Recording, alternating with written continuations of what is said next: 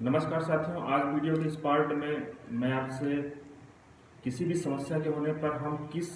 Forum में जाएं, हम किस कोर्ट में जाएं, हमें कोर्ट में भी जाना है या फिर थाने में जाना है या फिर तहसील में जाना है, हमारे पास कौन कौन से ऑप्शन हैं, किसी भी समस्या के होने पर हम कहाँ जा सकते हैं। साथियों, आप लोग जब मेरे वीडियो को देखते हैं उसके बाद आप लोगों के तरह तरह के सवाल होते हैं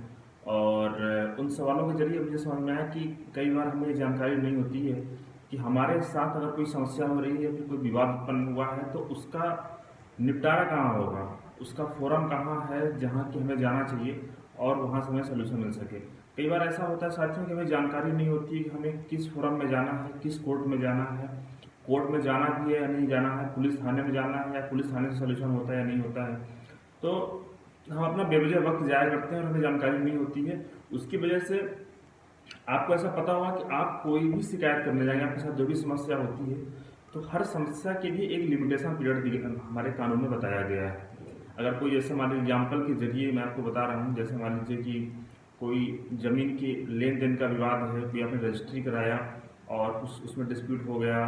तो आपका जब से कॉज ऑफ एक्शन अराइज हो रहा है उसके 3 साल तक आपके पास टाइम है कि आप 3 साल के अंदर उसका कोर्ट में आवेदन दे सकते हैं, वाद दाखिल कर सकते हैं। चेक बाउंस का केस है तो आपको 30 दिनों के अंदर चेक बाउंस होते ही नोटिस देना पड़ेगा। इस तरह से हर एक कोई भी ऑफेंस होता है, कोई भी डिस्प्यूट होता है, हर डिस्प्यूट, हर ऑफेंस और जितने भी तरह की आपको समस्या महसूस हो रही है जिसकी आपको कानून से मदद मिल सकती है, उनके लिए एक लिमिटेशन पीरियड दिया गया है। साथियों, अगर आपने लिमिटेशन पीरियड क्रॉस कर दिया तो हो सकता है कि आपका जो आपको जो रेमेडी चाहिए, आपको जो कानून से जो मदद चाहिए थी, आपको वो ना मिल पाए। तो साथियों, आज मैं आपको एक एक करके जितने भी तरह के विवाद होते हैं सामान्यतः एक आम आदमी के जीवन में, उनसे जुड़े हुए आप कौन कौन से फोरम हैं जहां आप जा सकते हैं, मैं आपको एक एक करके बताऊंगा। आप काफ़ी लोगों साथियों ने आप लोगों ने मुझे व्हाट्सअप किया, व्हाट्सअप के जरिए सवाल किया कि सर ये समस्या है हम कहाँ जाएं, ये समस्या हम कहाँ जाएं। कुछ लोगों ने बताया कि सर ये समस्या है, हम पुलिस थाने गए थे लेकिन वहाँ से 3-4 महीने तक भी कुछ नहीं हुआ, तो अब हम क्या करें। तो इस तरह से अलग अलग आप लोगों के सवाल रहते हैं साथियों। तो आज मैं उन्हीं सभी जितने भी आप लोगों के समस्याएं हैं, मैंने प्रयास किया है कि उनको एक वीडियो में अपलोड किया जाए, उनको आप लोगों को बताया जाए कि किन समस्याओं के लिए आप किस फोरम में जा सकते हैं और कितने दिनों कितने टाइम में आप जा सकते हैं। तो साथियों, सबसे पहले हम जानते हैं जमीनी विवाद के संबंध में। साथियों, जमीनी विवाद ऐसा है कि काफ़ी कॉम्प्लिकेटेड सब्जेक्ट होता है और अक्सर क्या है कि हम इस सब्जेक्ट को इग्नोर कर देते हैं। हमें लगता है कि नहीं ठीक है, अभी चल रहा है, आने वाले टाइम में हो सकता है ठीक हो जाए। लेकिन अगर आपका कॉज ऑफ एक्शन अराइज हो गया है, कि विवाद उत्पन्न हो गया है, तो आपके पास उसके लिए लिमिटेड टाइम ही है, तब तक आप कोर्ट में जा सकते हैं। अब साथियों, जमीनी विवाद कई तरह के होते हैं। अब मान लीजिए कि आप अगर जमीनी विवाद को हम छोड़ के अगर मान लीजिए हम माने कि अगर जमीन हमारे पास कोई जमीन है, तो उसमें कौन कौन से ऐसे पॉइंट्स हैं जिनके लिए आपको तहसील में जाना पड़ेगा और जिसके लिए आपको कोर्ट में जाना पड़ेगा। साथियों, तहसील से मेरा मतलब यहाँ पे है कि जो रेवेन्यू कोर्ट होती है, रेवेन्यू कोर्ट के अंतर्गत आपके आरआई, नायब तहसीलदार, तहसीलदार, एसडीएम जिसे हम अनुविभागीय अधिकारी कहते हैं, और आपके अपर कलेक्टर, आपके कलेक्टर, कमिश्नर, ये आपके जो रेवेन्यू कोर्ट के ऑफिसर होते हैं,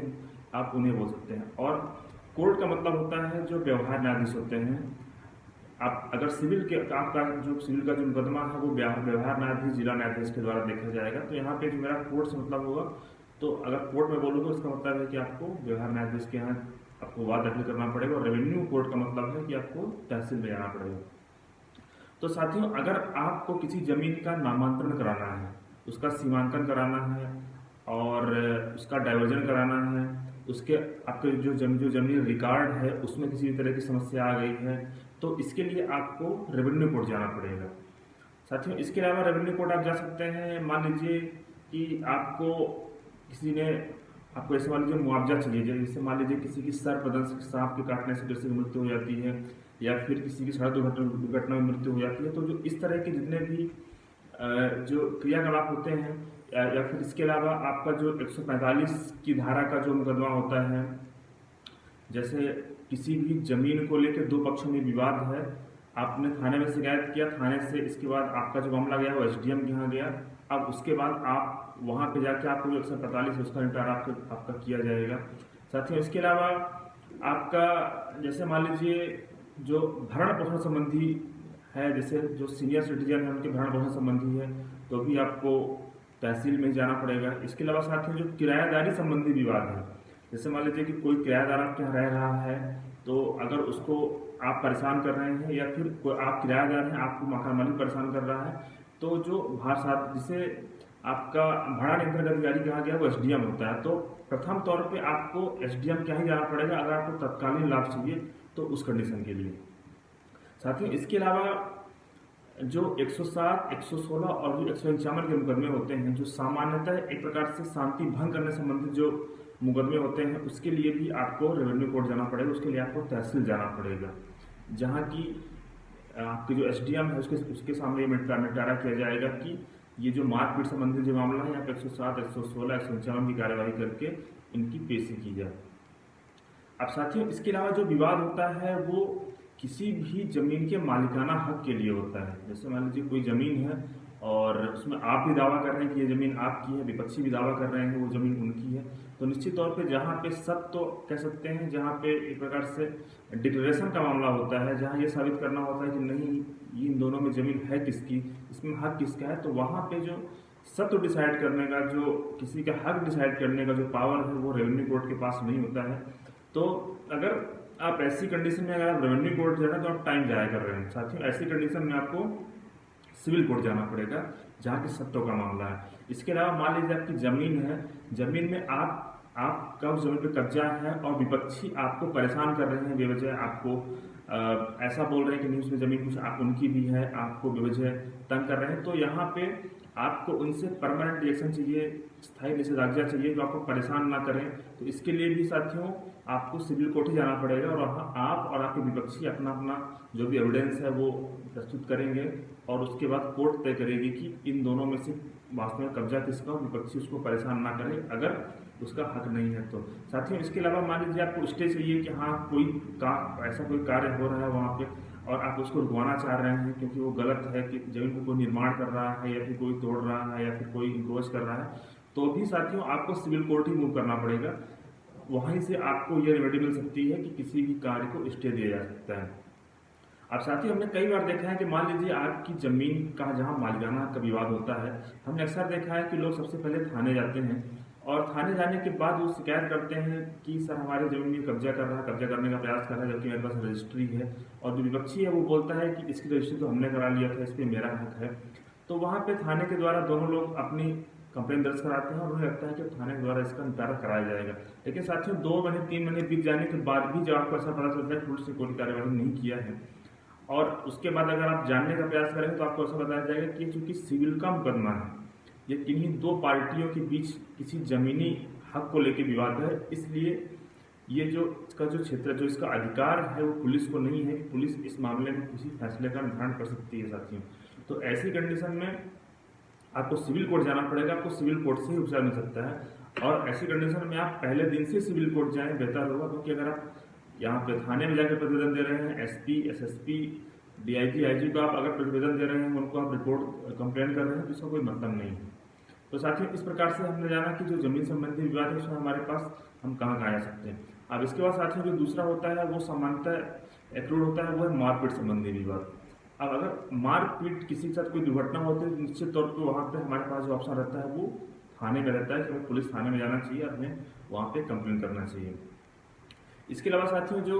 107, 116 और जो हमने बताया 151 की कार्यवाही होती है वो कोर्ट में ना होकर वो एसडीएम कोर्ट में होती है, क्योंकि इन्हें भी दंडाधिकार दिया गया है और ये भी जो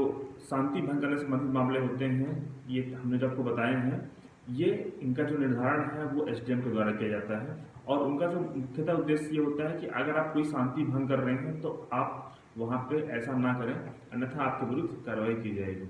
अब इसके बाद साथियों जो किराएदारी संबंधी विवाद होता है, अक्सर क्या होता है, जैसे मान लीजिए हमारा मकान मालिक हमें परेशान कर रहा है, हमें बेवजह ऐसी धमकी दे रहे हैं कि आपको हम निकाल देंगे जबकि हम किराया उसको टाइमली पे कर रहे हैं। इसके बाद हम क्या करते हैं कि इसकी शिकायत करते हैं थाने में, जबकि इसका कोई आपको बेनिफिट नहीं मिलने वाला, क्योंकि थाने में शिकायत आपको नहीं करना चाहिए, क्योंकि पुलिस के पास ये जुरिडिक्शन नहीं है कि वो अगर कोई किसी किराएदार को परेशान कर रहा है तो उसको अगर कोई निकालना चाह रहा है तो उसको रोके।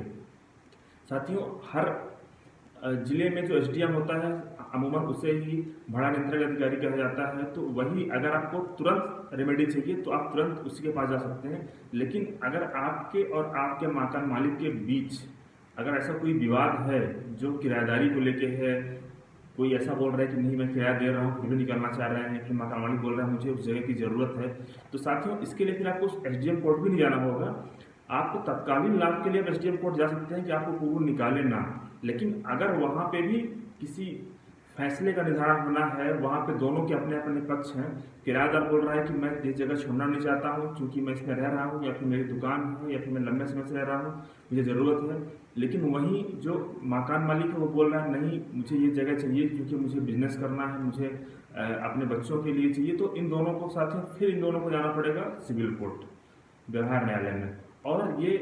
हर जगह हर प्रदेश का एक अपना अपना अलग एक्ट होता है। जैसे हमारे यहाँ मध्य प्रदेश स्थान नियंत्रण अधिनियम के अंतर्गत ये कार्यवाही होती है, तो उसके लिए आपको सिविल कोर्ट में वाद दाखिल करना होता है। तो साथियों यह है किराएदारी संबंधी विवाद। अब कई बार ऐसा होता है कि मान लीजिए कि ऐसा कोई ऑर्डर है जो एसडीएम ने या फिर तहसीलदार ने या फिर किसी अन्य ऑफिसर ने आपके खिलाफ पास कर दिया। अब साथियों अगर आपको किसी सरकारी ऑफिसर के जो आदेश है अगर आप उसको चाहते हैं कि हाँ उस आदेश को सेट असाइड किया जाए, उस आदेश को पास किया जाए, तो निश्चित तौर पे उसके लिए आपके पास केवल रेमेडी ये है कि आपको हाई कोर्ट जाना पड़ेगा। आप हाई कोर्ट में ही रिट पिटीशन फाइल करके, साथियों रिट पिटीशन कई प्रकार की होती है। अगर आप किसी सरकारी आदेश को अगर आप पलटवाना चाहते हैं, उसको अपास कराना चाहते हैं, तो आपको मैंडमस रिट पिटीशन के अंतर्गत हमारे आर्टिकल 226 इंडियन कॉन्स्टिट्यूशन के अंदर आपको हाई कोर्ट जाना पड़ेगा और हाई कोर्ट से या किसी सरकारी अधिकारी के आदेश को सेट असाइड करा सकते हैं, उसे अपास करा सकते हैं। इसके बाद अगर आप सोचते हैं कि नहीं आप उसको कहीं दूसरी जगह कंप्लेन करते हैं, उनके सीनियर को शिकायत करते हैं, तो शायद ही आपको वहाँ से ऐसा कुछ रिलीफ मिल पाए जो कि आपके काम की हो। इसके अलावा साथियों उत्तराधिकारी संबंधी विवाद होते हैं। उत्तराधिकारी संबंधी विवाद कई तरह के होते हैं। जैसे मान लीजिए कि आपको आपके किसी जो फादर हैं या मदर है जिनकी अगर डेथ हो गई है और उनका बैंक में पैसा जमा है और अगर आपको पैसा चाहिए, तो निश्चित तौर पे यहाँ पे आपको भारतीय उत्तराधिकार अधिनियम 272 के अंतर्गत आपको कोर्ट जाना पड़ेगा और उत्तराधिकारी प्रमाण पत्र आपको वहीं से मिल सकता है कोर्ट से। इसके अलावा साथियों अगर आपका जो विवाद है वो आपका इंडियन सक्सेशन एक्ट से के आपके वसीयत से संबंधित है या फिर आपके जो कोपार्टनर हैं, आप लोग के जो वारिस हैं उनसे संबंधित है कि किसको कितना हिस्सा मिलना चाहिए। जो कि जैसे आपने देखा होगा कि हमारे यहाँ जो लॉ है उसमें ऐसा बताया गया है कि अगर कोई पैतृक संपत्ति है तो उसमें बच्चे का उसमें पुत्र पुत्रियों का बराबर अधिकार होता है। तो जो इस तरह के जो मामले होते हैं जहाँ आपका ये डिस्प्यूट है, तो इसके लिए निश्चित तौर पे आपको सिविल कोर्ट जाना पड़ेगा और आपको वहाँ वाद दाखिल करना पड़ेगा कि इस तरह के जो मुकदमे हैं उनका निपटारा कराया जाए। तो साथियों इसके अलावा एक और होता है वो कॉपीराइट संबंधी विवाद। कॉपीराइट संबंधी विवाद का मतलब होता है कि मान लीजिए आपकी कोई फैक्ट्री है या फिर आप कोई एक क्रिएटिव पेशा कर रहे हैं, मतलब आप या तो कोई बिजनेस कर रहे हैं या फिर आप कोई राइटर हैं या फिर आप म्यूजिशियन हैं या फिर आप मैन्युफैक्चरर हैं और आप किसी प्रोडक्ट को या फिर ऐसी कोई चीज़ है जिसे आप एक प्रकार से कह सकते हैं कि वो उसमें मेरा अधिकार है और उसको आपने कॉपीराइट एक्ट के तहत उसको आपने उसको रजिस्टर्ड कराया हुआ है, तो निश्चित तौर पे वो भी जो केस होगा आपको सिविल कोर्ट में ही फाइल करना पड़ेगा कि सामने वाले को रोका जाए। आपको हमें पेश करना पड़ेगा कि किस तरह से जो प्रोडक्ट मेरा है सेम प्रोडक्ट, क्योंकि हमारा जो प्रोडक्ट है वो मार्केट में मतलब मार्केट में उसकी पब्लिसिटी अच्छी हो गई है और लोग उसको यूज़ कर रहे हैं। तो जो हमारा जो विपक्षी है, प्रतिद्वंदी है, वो हमारे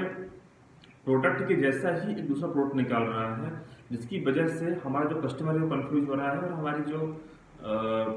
एक प्रकार से कह सकते हैं सेल है वो रुक गई, डिक्रीज हो गई है। तो निश्चित तौर पर इस तरह के जो मामले होते हैं इसका भी निपटारा आपको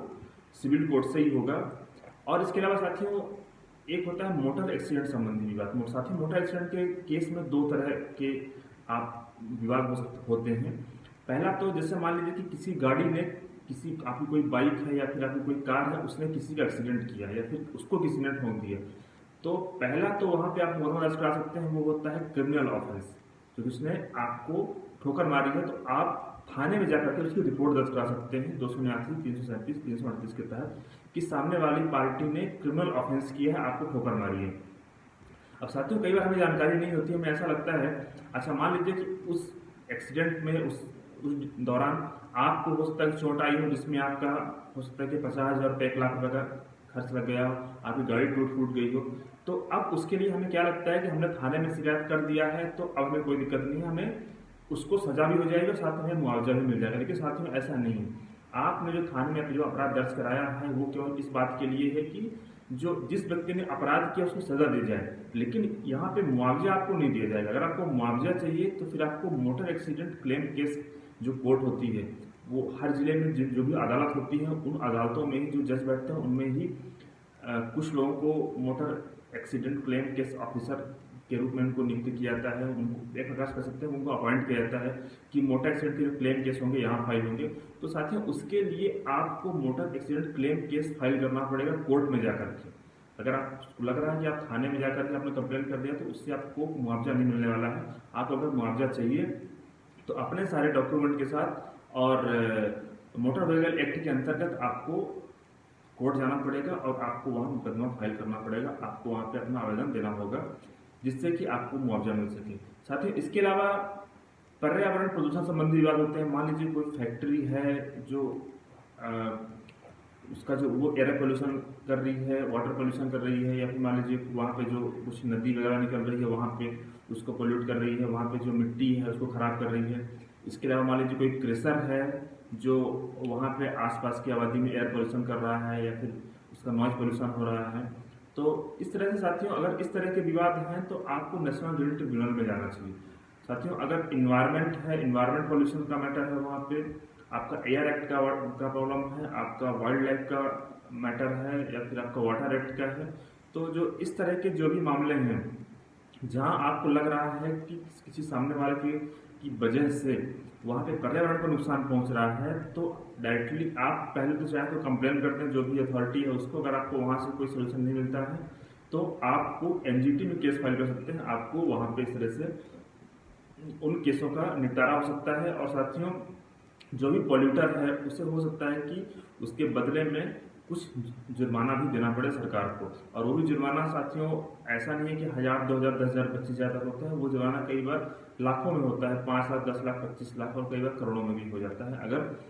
एनजीटी के जो जजमेंट है, जो ऑर्डर है उसको वो कंपनी फैक्ट्री अवॉइड करती है। तो साथियों इसके अलावा अगर आपका कोई कंज्यूमर से संबंधित मामला है, जो